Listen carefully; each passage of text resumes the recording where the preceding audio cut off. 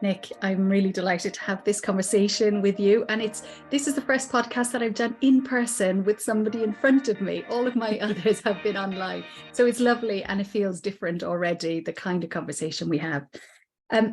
So Nick and I have worked recently just looking at your breath experience, and we did a bit of IEMT. It's like a 1-hour session, something like that, and something was resolved. So maybe let's start recently, and then we might track back to those earlier experiences of your experience of giving birth and what happened afterwards.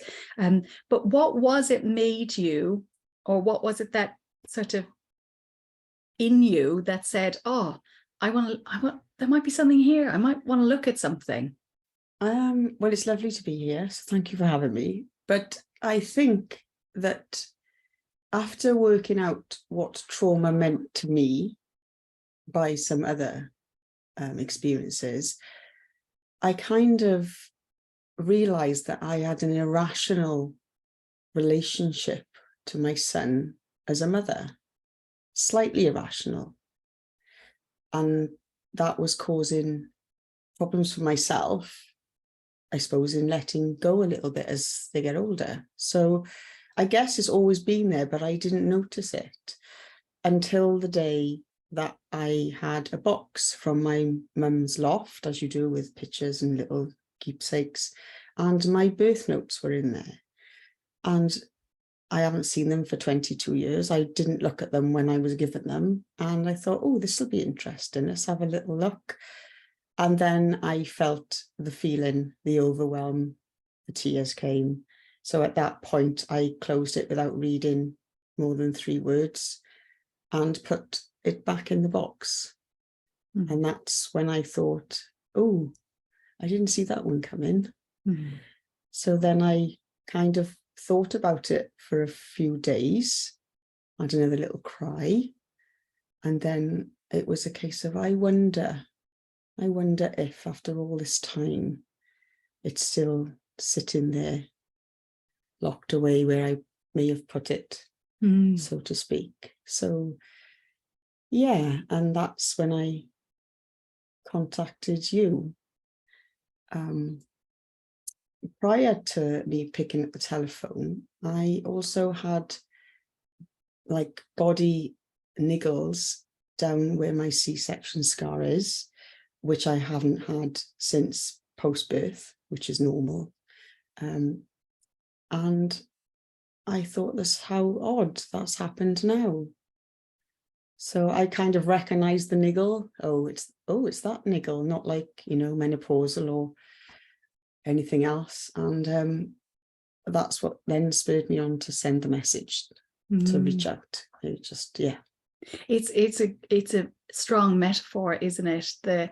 When we have experiences that are overwhelming in our lives, we might shut them up or put them in a box, or some people lock them away. How we use the words to describe that. And here comes your mum with a box from the loft that's been kept away. Do you know, there's a metaphor, and also that's resonating, it sounds like, with your actual memory of the experience. Yes, and there was some lovely things in the box. It was some nice memories, but clearly I just didn't realize that wasn't a nice memory for me. I mean, it's supposed to be the best day of your life.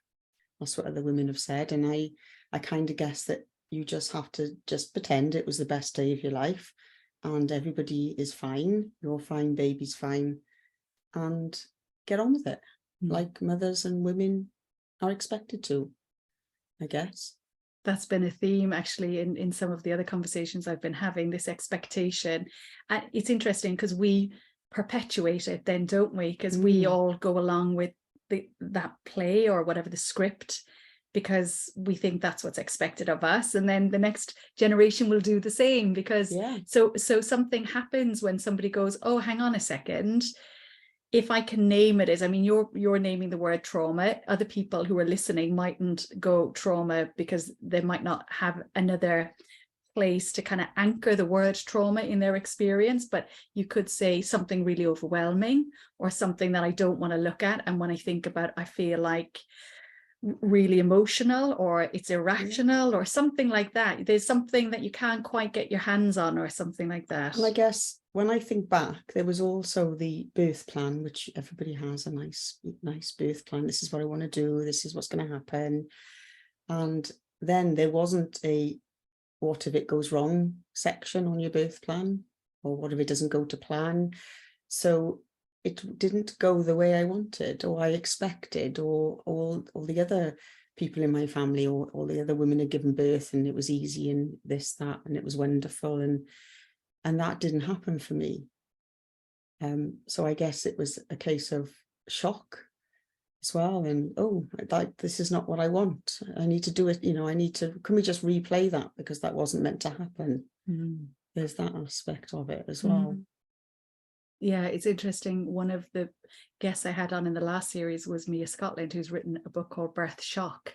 And she talks about shock as being a really good word to describe Definitely the sort of wake up of like, what the hell was that? Definitely. And when I look back to pictures of my son when he was newborn, with myself holding him, I looked grey in the face. I looked like I was in shock, but I had no idea. Yeah, I can see it now. It's all sort of piecing together since the session as well. There's more. So yeah, it seems to be, wow, how did I not know this? Yeah. Why didn't somebody, how come we didn't know that this can happen? And then you think there's something wrong with you as a mother, or there's something wrong with your child, or as a young adult, or the relationship isn't right. It's irrational, it's overboard, you can't let go. And yeah, I never ever thought that it would be something that happened all those years ago. So you're linking the two together. You're saying that from your reflection, the relationship with your son and the way the relationship developed, and obviously that's not a single thing, it's complex. They're two human beings. Yeah. But there are certain aspects of your relationship which were linked to the birth experience, or the unresolved kind of shock that you'd had at birth. Is that what you're saying? You're linking those two together? Yes, for me. Yeah, it is. Yeah. Definitely. Not everything is down to that, but the struggles that I had as a mother, how am I supposed to look after him? How am I supposed to keep him safe? Those aspects then for me, keeping him alive, keeping him safe, doing the right thing, the right amount of letting go, so that he can learn to fend for himself in the big world. It's become clearer to me that maybe I didn't just let go enough, whereas now he struggles as a young adult as well with the big wide world up there. And, there's an aspect there that I've noticed as well. Yeah, it's interesting, isn't it? Because again, it's two human beings. And I always talk on these shows is we're having an experience giving birth, and also the baby is having their own unique experience. And it's not that one is impacting the other and one is cause and one is effect. Both are, having unique experiences, and our birth experience of being born impacts us for our lives, in all sorts of ways, and pre-birth as well, like the whole developmental stage of development. So in terms of then you get to this age, 21, 22 years later, the box arrives from your mum. Yeah. I can't go into that because I'm feeling this overwhelm.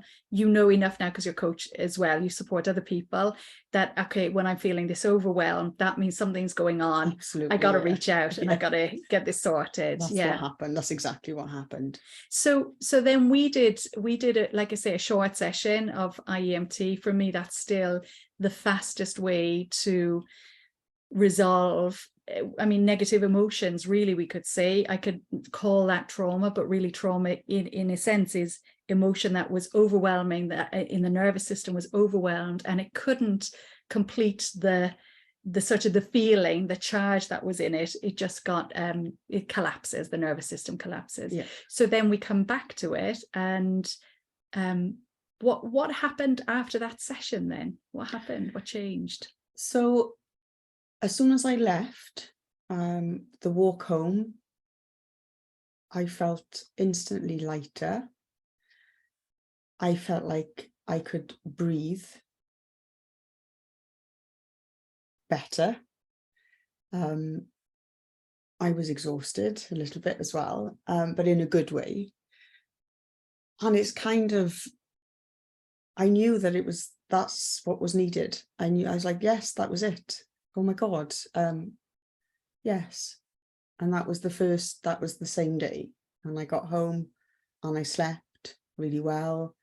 And when I woke up the next morning, it was just a definite yes. That was it. That you've moved, something shifted for me. Even I didn't tell my husband until the next day. I can't really remember, because I was in a bit of shock myself, just to check that I'm not getting this wrong. But yes, so then I shared with him, and then he, funny enough, said, we've been together 10 years and you've never talked about C-sections or scars. I've never even seen the scar. And then that conversation happened, which to when, I showed him, I said, oh, there it is. He was like, oh, never said, like, it's just really strange. I said, well, yes, I suppose it is really for, a couple. I guess maybe it was packed away with the memory. Yeah. I've forgotten about. Yeah, I'm getting goosebumps as I'm hearing you talk and remembering in my own experience, because my first birth was also a C-section emergency and I was under general anesthetic. I realized I couldn't breathe into my belly really afterwards. I was in a workshop a couple of years later and I was like, oh, my breath is just coming as far as here, as far as my diaphragm, is not coming further. When I spoke to the guy who was leading, who'd recently had an operation on his stomach, he said, oh yeah, that sometimes, there's a little bit of impact, and he found the same after his operation. So I just put it down to that. Oh yeah, it'll come back. But for me, it didn't for years. So there was like this part of me that was there, but I wasn't accessing in my awareness, or sort of like, I don't know, the parts of our bodies that we want to almost ignore or pretend it's not there, or not think about because it's associated with the memory or it's associated with the overwhelm. Yeah, definitely. I got parts of my lower abdomen that were still numb after years. I could stick like pins and I wouldn't feel it. And since then, since I had the session, I have got better feeling there. I've started moisturizing that area, which I've never done before. And I've moisturized the rest of my body since I can remember, but I never used to moisturize there. I just didn't want to go there, which is quite interesting. So it's kind of like it's included with the care of the rest of the body now. That's how I feel it's played out. Yeah. Oh, hello. Yes, I remember now. Let's look after that bit as well. Yeah. I guess. Yeah, amazing. It's my experience too over the years as I heal all the trauma layers or whatever. Because I don't want to, trauma, I think, can just become such a big word, and then we all of a sudden we're trying to work on our trauma. It just becomes another tick list of things. So I use trauma with a small t, really, but I feel fuller in my body also as the healing happens. I feel more of me can be here, more of the time, that there isn't so much fragmentation of parts of me outside of me. I mean, obviously we also practice neurolinguistics, so we're used to the mental map, the mental space, where we might have a sense of part of us as being at a distance from where our bodies are. So there's something outside, but also then physically in the body where it's like, I don't want to connect to that part of my body. Absolutely. I didn't and I didn't know that though until now.